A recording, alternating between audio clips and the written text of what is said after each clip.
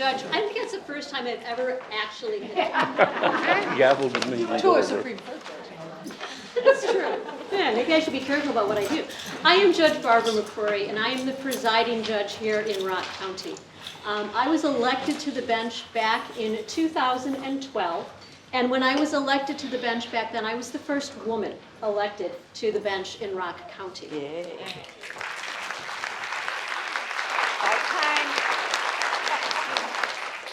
The night that that happened, I was leaving the courthouse to go into my car, and I'm talking to the reporter with the local newspaper, and we're just chatting away about how excited are you and what's been happening and all of that. And I walk out of the courthouse, and all of a sudden I'm struck by the fact that there's the spotlight on the lovely banner outside the courtroom celebrating the role of women, and especially Lavinia Goodell, in Rock County's history. And at that point I just had to pause, and I just said, that just took my breath away, realizing that I was walking in those footsteps. One of my daughter's good friends provided me with a little thing that's in my plaque that's in my office from late Justice Ruth Bader Ginsburg that says, real change, enduring change, happens one step at a time. And Lavinia Goodell, the woman we are celebrating here today, really was one of the people that took that first step for women in the law here in the state of Wisconsin. And it's very exciting that we are all here today celebrating that. And the other thing I'm just going to share with you is that I do have this very old book of the Wisconsin reports, and it sits next to my seat on the bench.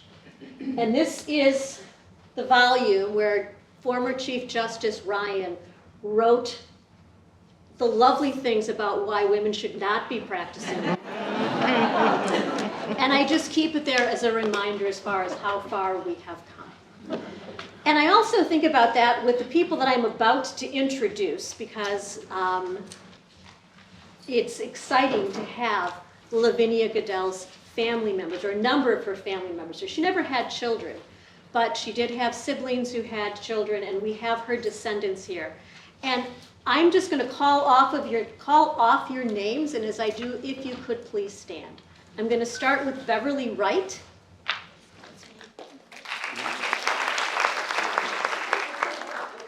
Lucy Wyman. Steve Bates. Jim Frost. Lynn Goodell. It's Lynn Frost Goodell. Lynn Frost Goodell. Lincoln Frost Jr. and Linda Frost. Rachel Frost Starkey and Jim Starkey. Zoe Starkey. Elizabeth Frost Hoger. Brittany Day Julandi. And Sawyer Julandi. Just so you all know, Sawyer has so many greats before her name as far as great-great-grandniece that she's just a fantastic person. So, the other thing that gives me great joy to introduce now, when we think about back to, let me see, when did he write this? Back in 1875. The Wisconsin Supreme Court is now made up of 6 women and 1 man. I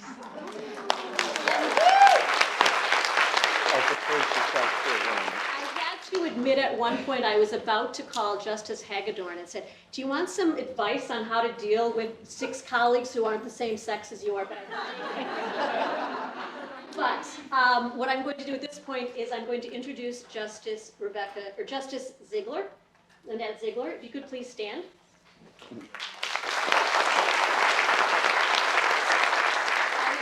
Bill Karofsky.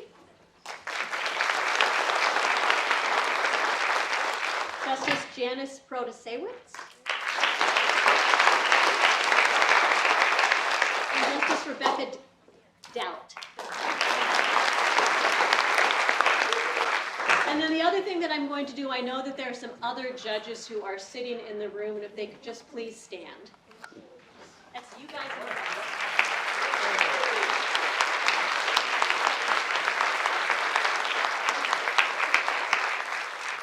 And I'm very excited because one of them is Judge Morse, who is now my colleague, and so I'm now not the only woman, and it's kind of nice. Yes. All right. So, with that being said, we are now going to get into the, oh, actually, the other thing is, too, is I know that there are some other elected officials here. If you could just please stand.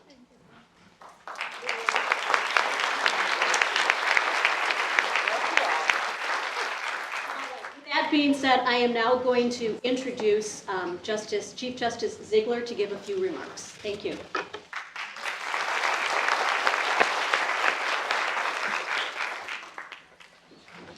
Well, good afternoon. It's wonderful to be here. You know, you remind me, it's been a while since I've said this, but I was the first female judge in Washington County back when Governor Thompson appointed me to be a trial court judge. And in the last decade or so, we've now had our second female judge in Washington County. But, you know, it's kind of interesting to tread those waters, and we have a lot to thank Lavinia Goodell for. We are here today to celebrate her and this important event in Wisconsin history. It was exactly 150 years ago on this date, in this area, this site, a courthouse here, that she successfully passed a rigorous bar examination. She became Wisconsin's first woman lawyer, and she was only one of 10 or so women lawyers in the entire country. I'm so pleased that the descendants of Lavinia Goodell can be here. It's nice to celebrate this with you. You are rightfully proud of your ancestor. Let's give them another warm round.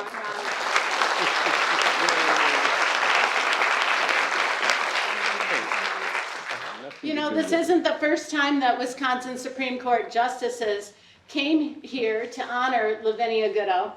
25 years ago, not much, but a little before my time on the Supreme Court, they came here to witness the dedication of a plaque that would honor Lavinia. There was just one small problem. Unbeknownst to anyone who attended that ceremony, the woman depicted on the plaque, not Lavinia. Right. It was an honest mistake, because at the time the image used to create the plaque was one that was in circulation. Everyone assumed it to be her. So the person, though now primarily responsible, although a lot of people did a lot of work to make this happen today, the person primarily responsible for correcting this serious historical error, really, and planning this whole celebration is our longest serving court commissioner at the Wisconsin Supreme Court, Nancy Kopp.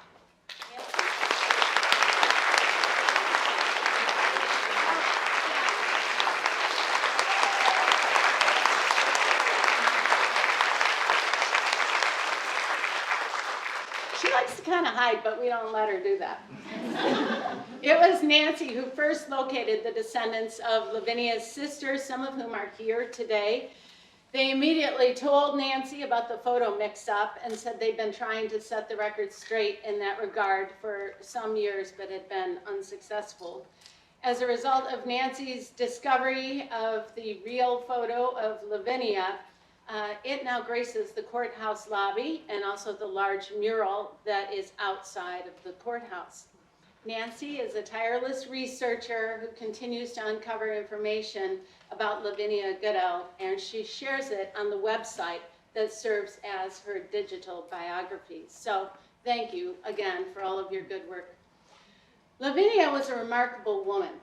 She faced many obstacles in her quest to become a lawyer. She overcame all of them. She did not come from a family that was affluent. Unlike some early women who wanted to enter the profession, she didn't have a husband or a male relative who could be an attorney that might be her mentor. She had to forge her own path, and she did so.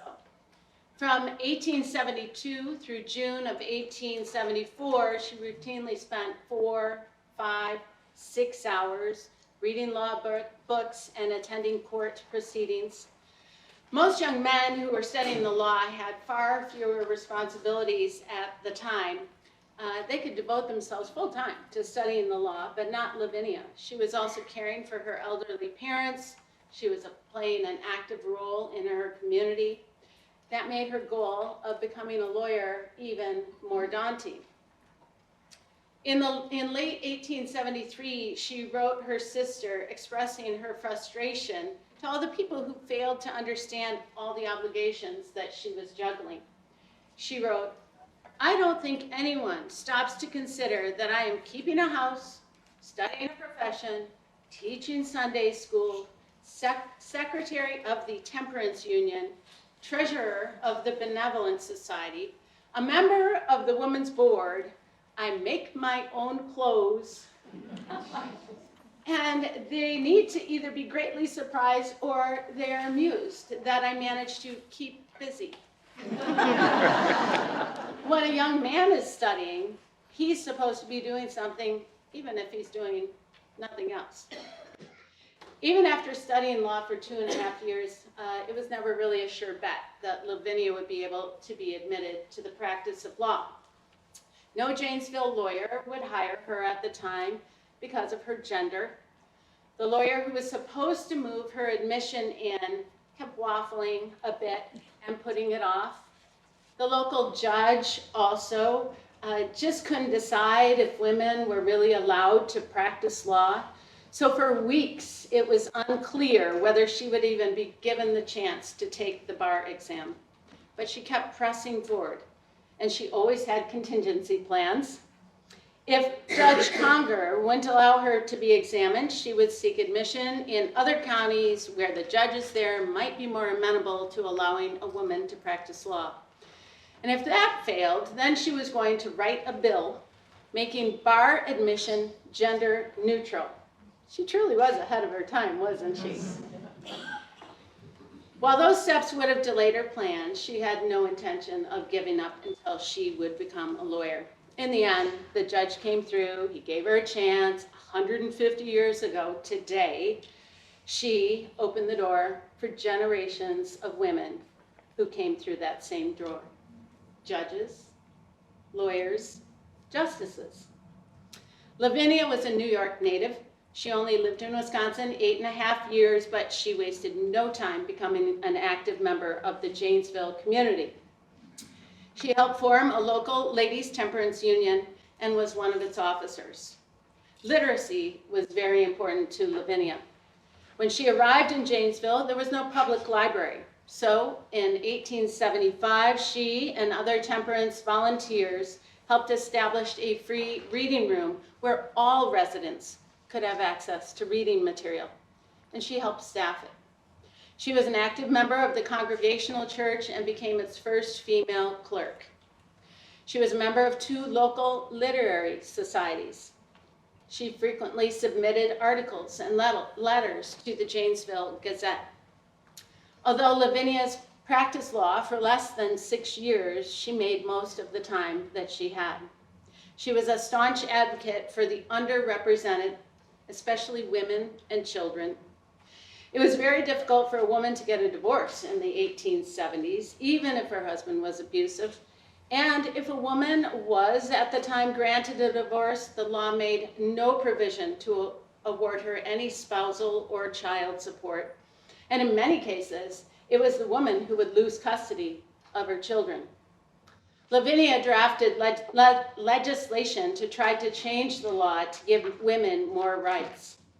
Soon after she began her legal practice, Judge Conger appointed her to represent indigent criminal defendants, so she became the state's first public defender. She had no previous experience with defendants, but she learned quickly and found that she not only enjoyed defense work, she really liked her clients. She wrote her sister, "I had no idea that criminals were so interesting." She started teaching classes at the jail. She recruited her friends, men and women, that would come join her. She saw that many of the defendants she represented were lacking education, and she believed that with some basic learning they might be able to find some honest employment rather than having to resort to a life of crime.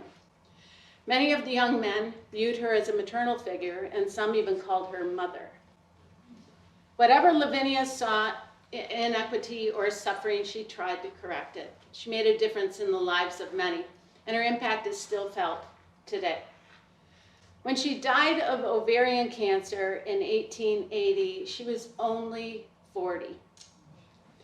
Her close friend, Pastor T.P. Sowen, eulogized her by saying, "From her class in Sunday school at the church, she was accustomed to go to the common jail, and gathering together the burglars, thieves, and tramps, would teach them the lesson of the day, and then talk to them kindly, drawing out bits of their history and giving them good advice.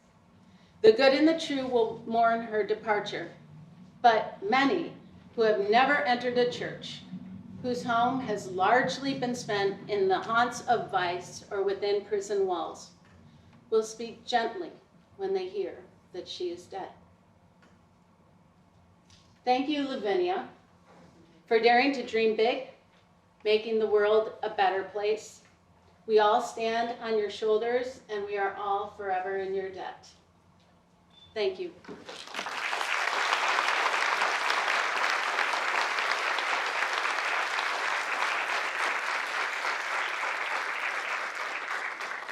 Thank you, Chief Justice. We will now hear a few words from Honorable Angela Bartell, who is a retired judge from Dane County. Right. And she is also now the president of the Wisconsin Historical Society Board of Curators. Is that correct? That's right. Come on up, please. Thank you. Thank you.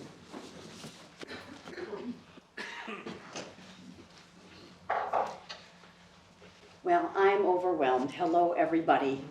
Welcome to this auspicious occasion. I think it is such an important thing for us all to remember Lavinia Goodell. Is that the way you pronounce the name? Yes. Yeah, okay. I'm Angela Bartell. You've learned I'm a retired circuit judge from Dane County, where I served more than 30 years. You haven't learned yet, but I used to be chief judge of this judicial district, which included Rock County. And I will tell you that when I used to come down here, when we were first imprinting administration over the entire judicial system, I was not a welcome character. I don't know whether that had anything to do with my gender, but you know, independent elected judges is a little like herding cats. I graduated in 1971 from the University of Wisconsin Law School, and I became a circuit judge at the age of 31. There were people who thought that was an outrage, but I'll tell you what, time cured that. Since my retirement from the bench in 2008, I have served as a mediator and arbitrator for more than 370 private disputes settled out of court. You're welcome. I entered the practice of law in 1972 after clerking for Federal District Judge James E. Doyle, a legend in his time. There was only one actively practicing lawyer in Dane County at that time, and that person later became known as Chief Justice Shirley Abrahamson. Justice Abrahamson was herself a champion and a quasi-godmother for decades of new women lawyers as they began their careers in Dane County. And my Dane County colleague was Judge Moria Krieger, a legend in her time. She preceded me on the bench by about a year, and who recently, sadly, passed on. She defeated in a recall election Judge Archie Simonson in a very notorious case, and she will go down in history as the first woman judge in Dane County. But I can tell you all that we experienced, all the people I've mentioned, firsthand the barriers and special hazards in those days of entering a strictly male-dominated profession. There was nothing new about that, Lavinia. I'm here today to speak of the life and the impact of the career of Lavinia Goodell. She was indeed a force to be reckoned with. There was no one like her. Her battle to gain admission to the practice of law in the state is legendary, but it was only a tool.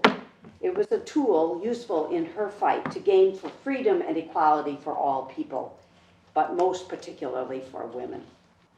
She fought for the right and acceptance of full participation by women in our democracy, including the right to vote, a right that she never got to exercise, unfortunately.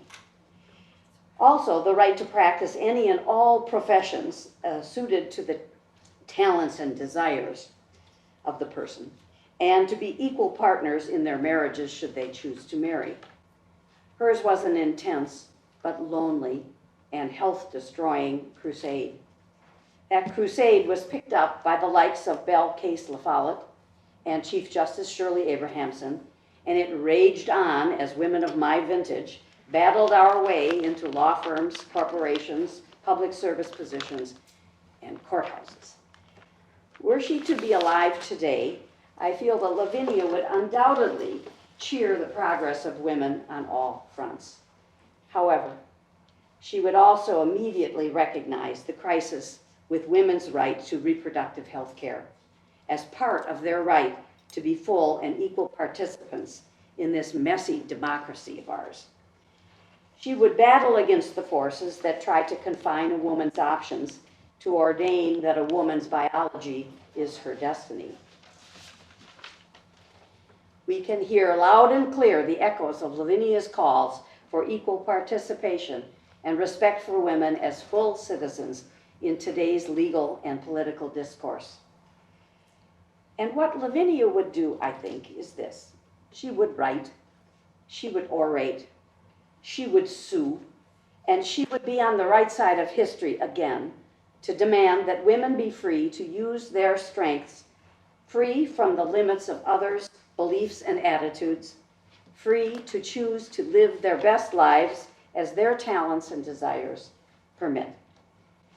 I say that today's celebration makes it abundantly clear that we still hear you, Lavinia, loud and clear, and we need to hear you, and we need your support and your impact every day.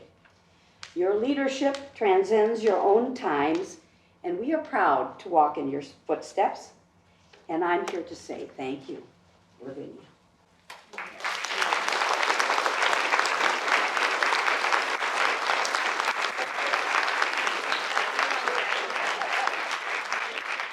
Thank you, Judge Bartell.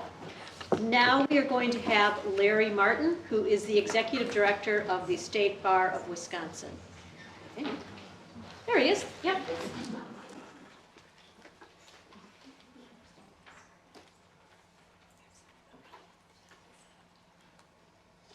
Good afternoon. As we look back, we often think our history is simply a reflection of the inevitable. That the Union would be preserved and that slavery would be abolished. That women would secure the vote. That the civil rights of marginalized fellow Americans would be realized. But the reality is that history is created by those who show up, stand up, and refuse to move to the back of the bus, tenaciously fighting to be heard, recognized, and respected. This is the story of Lavinia Goodell, who refused to be told that she was somehow less than anyone else. Thanks to Lavinia, a door was cracked open 150 years ago. She paved the way for others who over the years would push the door further open. Women like Val Phillips, who later this summer will be honored with the unveiling of a statue prominently displayed at one of the entrances of our state capitol. Val was the first African-American woman to graduate from the University of Wisconsin Law School, the first African-American as well as the first woman elected alder to the Milwaukee Common Council, and the first African-American as well as first woman to serve as a jurist in Milwaukee County. As Judge Bartell mentioned, Shirley Abrahamson, who became the first female justice on the Wisconsin Supreme Court and would go on to be the first female Chief Justice after 24 male predecessors. Pam Barker, who became the first woman to serve as president of the State Bar of Wisconsin in 1993. And Michelle Banky, a former president of the State Bar of Wisconsin, who later this summer will be elected to lead our country's legal profession as president-elect and then president of the American Bar Association. These are just 4 examples of individuals who stand on Lavinia's shoulders and whose shoulders we stand on today. A few weeks ago, my youngest child, Mary Kate, graduated from the UW-Eau Claire. Made him naughty, but I'm not bragging. I don't know what the future holds for her. What I do know is that thanks to Lavinia and so many other women, the world she lives in today allows her so many more opportunities to live her life and to contribute her talents as best she sees fit, rather than through the arbitrary constraints imposed by society. Now that is something we're celebrating today. Thank you.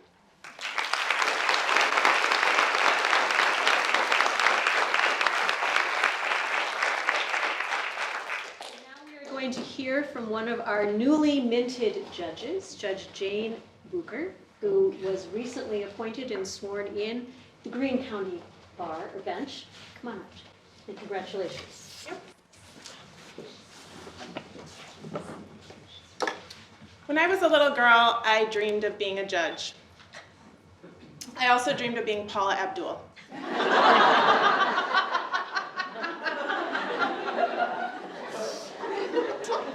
Some dreams do come true. When I think of Attorney Goodell, who I will be calling her Attorney Goodell today, I think of my relationship with feminism and history. And I remember growing up in a household with 2 working parents who shared chores equally and had both been the first generation to go to college in their families. And my mom went to college even though her teachers told her not to go to college and her mom told her not to go to college. And I could just rest on my laurels and think, well, I know that there's no chance that I'm not going to get an opportunity that my brothers get, because the work of feminism was done before I was born, and lucky me. We've got this equality thing figured out. And then after I went to college, I went to the Peace Corps, and I served in Senegal, and I served in a community where women were very much subjugated and had to ask for permission to do things. They didn't have their own money. They weren't allowed to go to school. They were largely shepherded into arranged marriages at young ages, and they didn't have control over their reproduction. And we would work towards raising money for scholarships to convince parents to let their girls go to school. And we would work with the husbands to try to convince them to let their wives get prenatal care and that that was a valuable use of their resources. And I would think back to America and think, thank goodness I'm going to go back to America where we've got this equality thing figured out, right? I'm going to go back there. And I was grateful to have been raised in this country and to have these opportunities. And then I went to law school, and I was confident that there were no opportunities in law school that would be offered to a man that wouldn't be offered to me. And again, I was like, we've got this equality thing figured out. And then I became a lawyer. Okay? And then it was Ms. Bucher instead of Attorney Bucher. And it was honey, and it was dear, and it was when's the lawyer gonna get here? And I was like, girls can go to college now. I'm a lawyer. And so I learned that the work is ongoing. There is work yet still to be done. And I want to just be here today to encourage everybody in this room to keep the work of Attorney Goodell going. And how do we do that? We remember our history.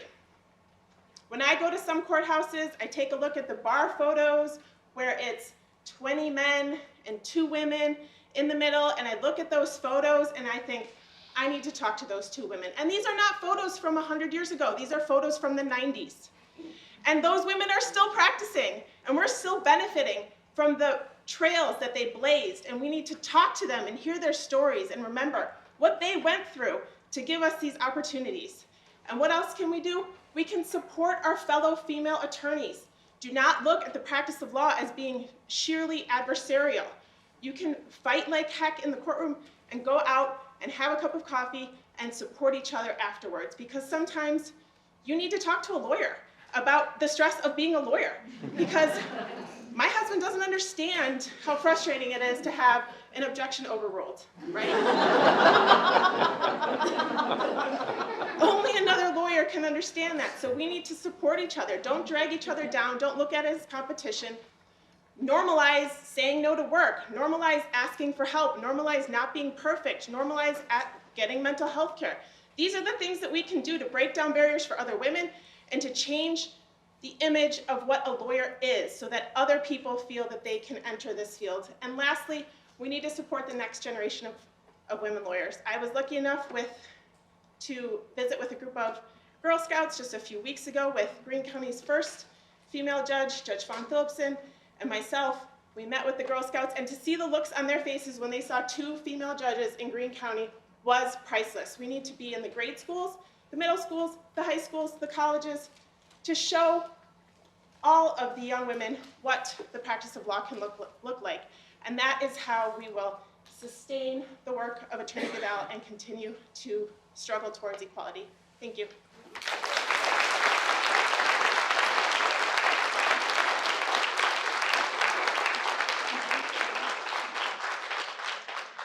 And Judge Bucher, in the future, your husband's not going to understand coming home when the Court of Appeals overturned your decision. But that's another story. We've got a couple more years before that's going to happen. We are now going to hear from Rachel Frost Starkey, who is one of Lavinia Goodell's not ancestor, she's your ancestor, excuse me. Please come up.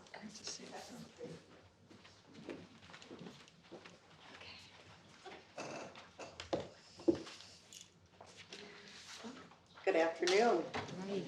As you know, my name is Rachel Frost Starkey, and I am the second great grandniece of Lavinia. In my younger years, I could have never imagined at any time in my life that I would be here speaking to you all about Lavinia and her sister Mariah. But because of Nancy Kopp, here I am. Nancy's dedication toward research and family history of Lavinia is, and I hate the overuse of this word, but I have to use it, awesome. The knowledge that Nancy has obtained from and since writing her thesis paper on Lavinia decades ago makes Nancy a very special person to our Frost family. She is the Lavinia expert, and I am truly in awe of Nancy's work, so the word awesome is appropriate. Thank you truly, Nancy. In the 1980s, my father, Lincoln Frost Jr., a high school, college, and mathematics teacher, became interested in his genealogy and started researching, and this was before the internet, so he had to do a lot of his research in the high school library and use other book resources. As he dove into the past and unearthed much information, he told us about his great-grandmother's sister, Lavinia, who was an attorney in the 1800s at a time when women couldn't even vote. So I am the great-great-granddaughter of Lavinia's sister, Mariah Goodell Frost. Mariah was 12 years older than Lavinia, but their bond was very strong. Thankfully, Mariah and Lavinia corresponded often, and those letters are preserved for history. Lavinia's calling was different from that of Mariah, who chose to marry and have a family, and because of that, Mariah chose that path. I'm here. So thank you to Mariah too, because, you know.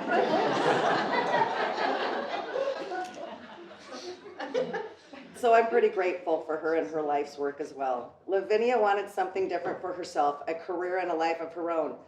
Lavinia was a woman on a mission and accomplished so much in her life, which was cut short due to ovarian cancer. She really wanted to reform and rehab those who were down and out. Her main goal was to help society.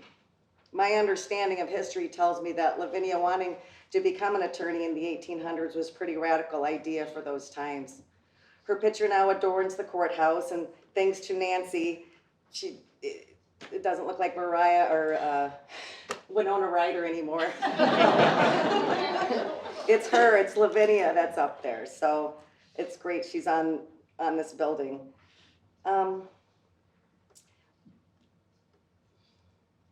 Lavinia and Mariah were different from each other, but they came from the same parents, William Goodell and Clarissa Katie Goodell, my third great-grandparents.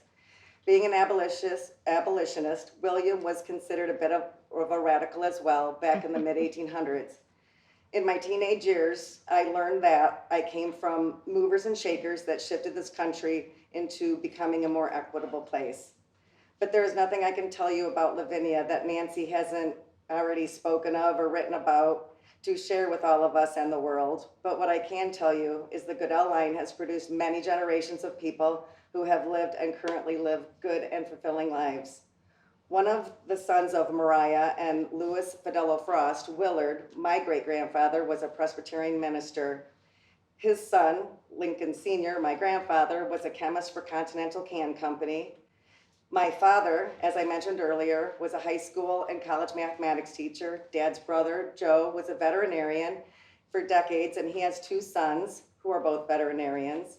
My dad's sister worked in bookkeeping, and her son, my cousin Casimir, is a mining engineer, presently a plant manager at a sand mine here in Tomah, Wisconsin. My dad's 2 oldest daughters, my sister's Elizabeth, who is personally present with us this evening, and Cynthia are both retired math teachers. My brother Lincoln III is a union carpenter, and my youngest brother Jacob, an attorney with his own firm in Spring Valley, Illinois. Jacob also served as assistant public defender in our county for years, and he's currently a village attorney for many of the small municipalities in our area.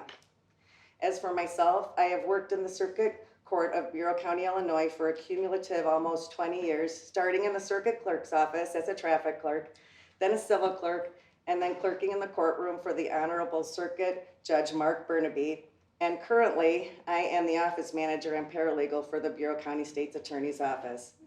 As far as the next generation of my siblings, cousins, and myself, our children, the 3rd great-grandchildren of Mariah, many of them have children and families of their own, and in addition, they have chosen the following career paths in education: speech-language pathology, social media marketing specialist, massage therapy, spiritual advisor, physician's assistant, self-employed carpenter.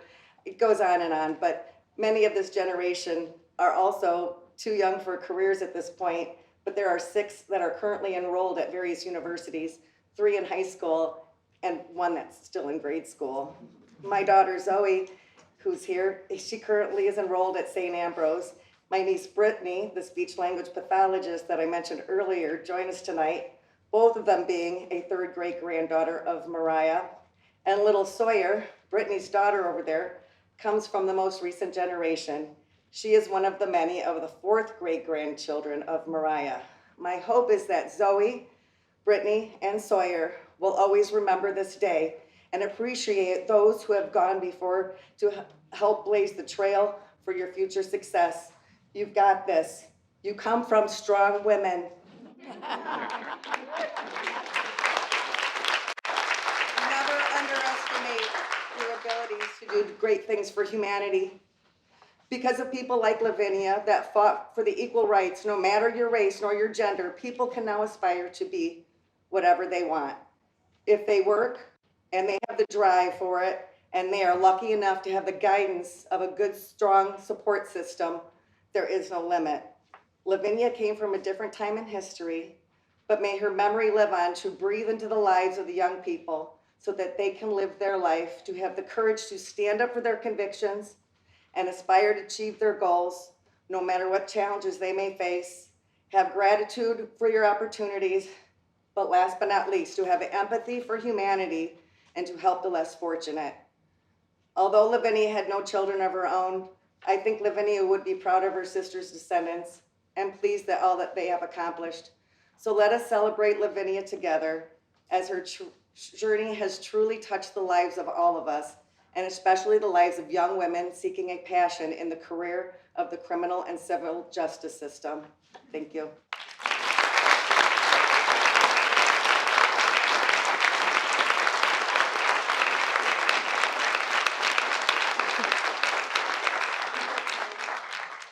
And we are now going to have a reenactment of Lavinia Goodell's admission to practice law. It was written by Kylie Helfinger, and the cast is Sage Eckhart-Lee, who will be playing Lavinia. Maria Goodell Frost is Deb Williamson, and then our announcer is the Honorable John Hyland, Dane County Circuit Court Judge.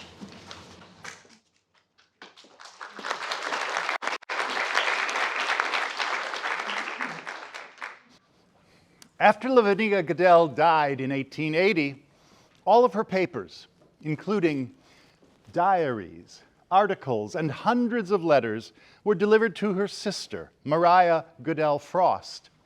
To help ease her grief, and with an eye towards someday writing a biography, Mariah spent countless hours over the next 2 years going through the materials and reminiscing about her sister's remarkable life. Thank you for bringing these to me. I greatly appreciate it.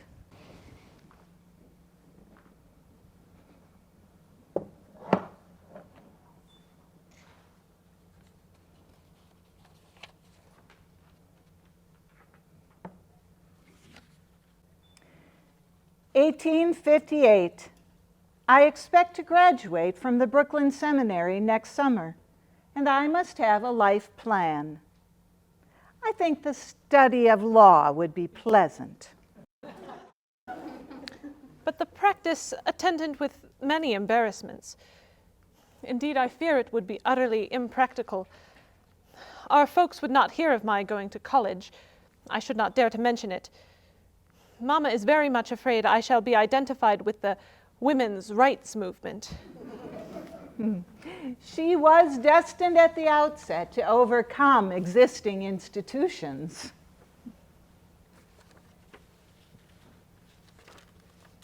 April 1873. I read no books now but law books. This must be when Lavinia began her legal studies. It is quite an innovation for me to go into court in this small, conservative, gossipy town, and requires some moral courage. But I think of the primitive Christians who had to fight with wild beasts in the amphitheaters, or live in the catacombs, or be beheaded or buried alive, and I conclude that I can stand it. I wanted to go into an office like any other student and get practice, but human nature in these regions is not educated up to that. Mr. Norcross thought he had no room for me. He was sure he had no work. By judiciously sounding some of the other lawyers in town, I discovered that I could do no better in any other office here.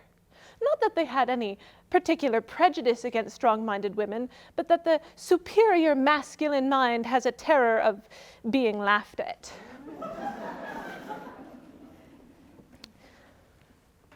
I was the only law student here when I commenced. Just think of it, 12 or 20 law offices suffering for want of students to help and keep office while the lawyers were off to court, and yet they would not let me in because I was a woman. They would sooner hire shiftless, incompetent boys who are continuously bringing them grief than take my services gratis when they know how steady I am and anxious to learn. It took far too long, but there was no doubt that she would rise above it all.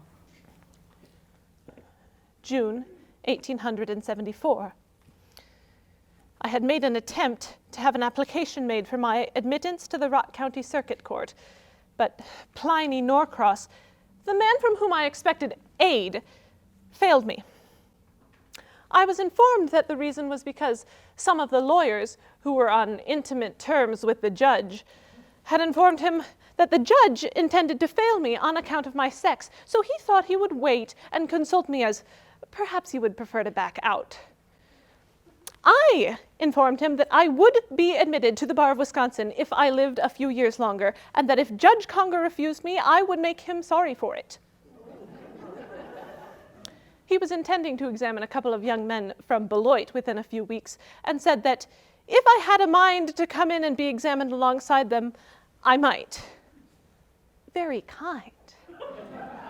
I shall do so, and I shall study up in the meantime and come down on him with what thunder I can command. Oh, I am bound to get in, even if I go up the roof and come down the chimney. So you see, there is prospect of a lively time ahead. Perhaps it will be best if I have to make a fuss. It will advertise me. I will never forget receiving this letter. Can you realize that your little sister is a member of the Wisconsin Bar? Such is the solemn fact. I was admitted yesterday afternoon after quite a trying examination in open court. Janesville Gazette. Miss Lavinia Goodell has been admitted to practice as an attorney by Judge Conger, and the lady's well-known ability will secure for her much business in the profession. I had quite a scare about 2 weeks ago by hearing that Judge Conger was going to rule me out on the ground of my sex. I delayed my application a little on that account, wrote in different directions for information, studied up on the subject. I had an argument all prepared to fire off at him if necessary. Why, that little sister of mine even made international news. Manchester Evening News, the Lady Advocate. Miss Lavinia Goodell of Janesville, Wisconsin, has been admitted to the bar. Well, the information is too brief. We would wish it had been fuller. Thousands in these days of women's rights would like to have known whether Miss Goodell styles herself a barrister or a barmaid.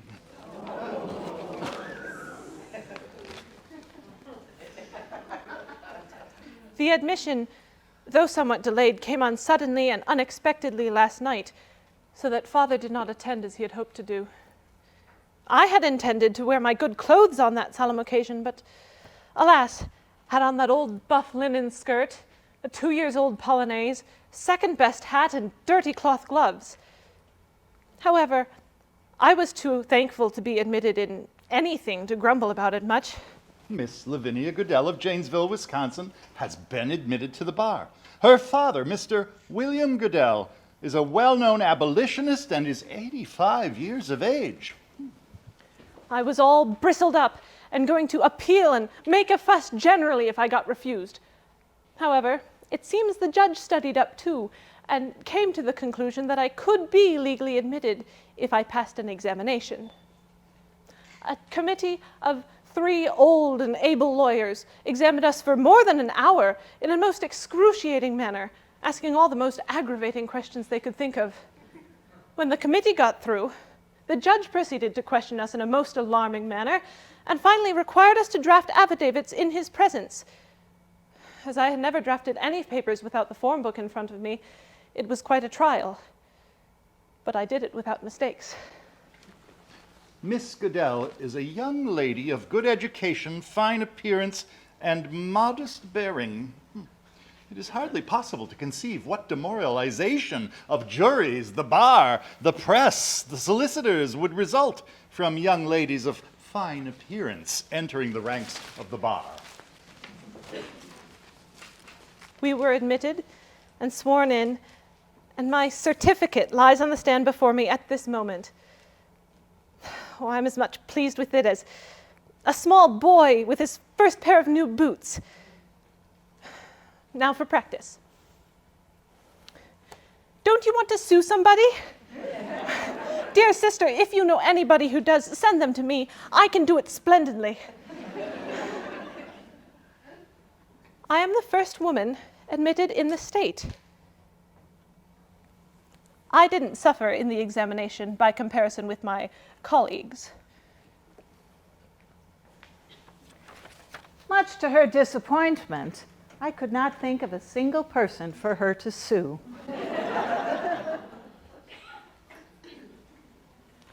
I'm going to open an office and will want money to expend in furniture, books, etc. My admittance has made some little sensation here. The officers of court say I passed a much better examination than candidates usually do, and better than the young man examined at the same time. I've been receiving compliments and congratulations ever since, till I fear I am in danger of becoming intoxicated with success. Oh, you could never, dear sister. How much business I shall get, heaven only knows. If I can get enough to pay my expenses the first year or two, I shall be satisfied. I shall enclose some of my cards to you, so that you will have a few to send to friends. I put Miss on my cards because I am tired of getting letters addressed to Mrs. Lavinia Goodell. I want everybody to have a realizing sense that I am a woman lawyer. Besides, I do not think it is necessary to do everything just as men do if you know a better way.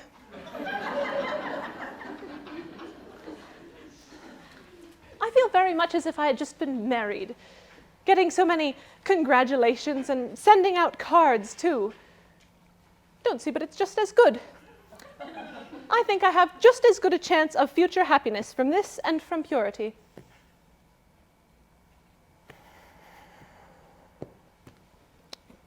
I've run my office a week now. Haven't had much work yet, but hope to have.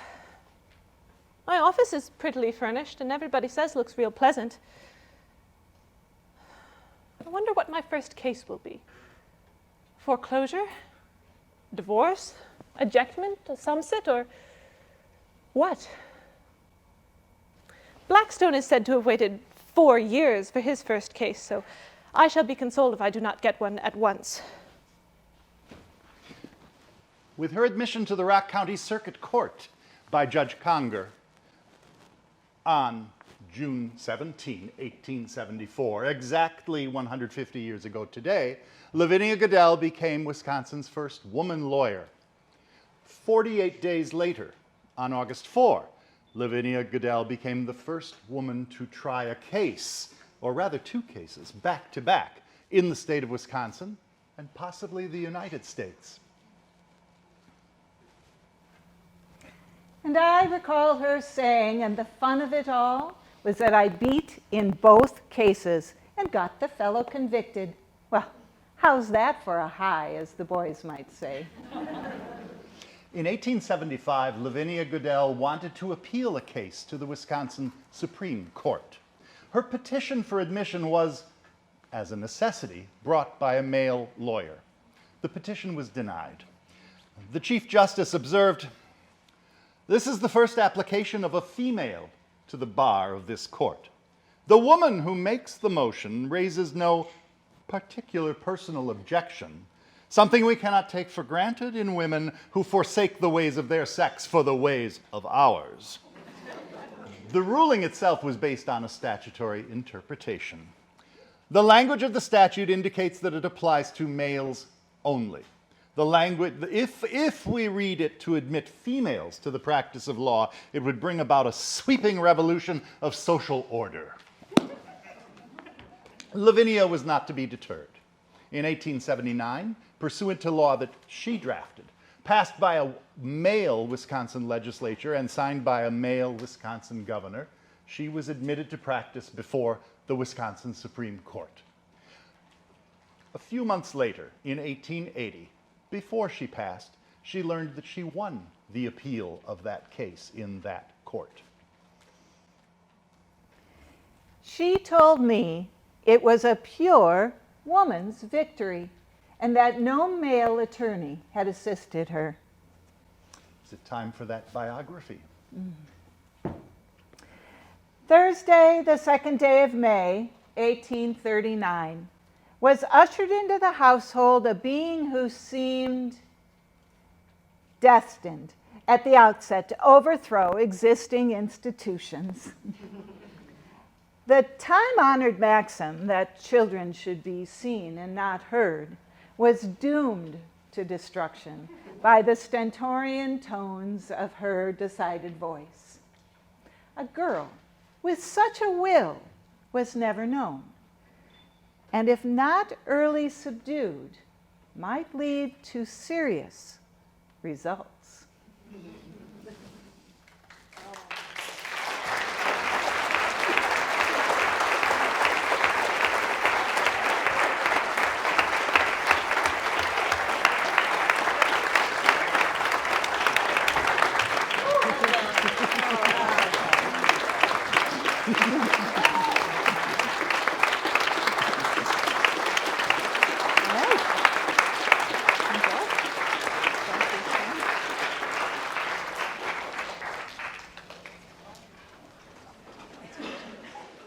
And with that, that concludes the program.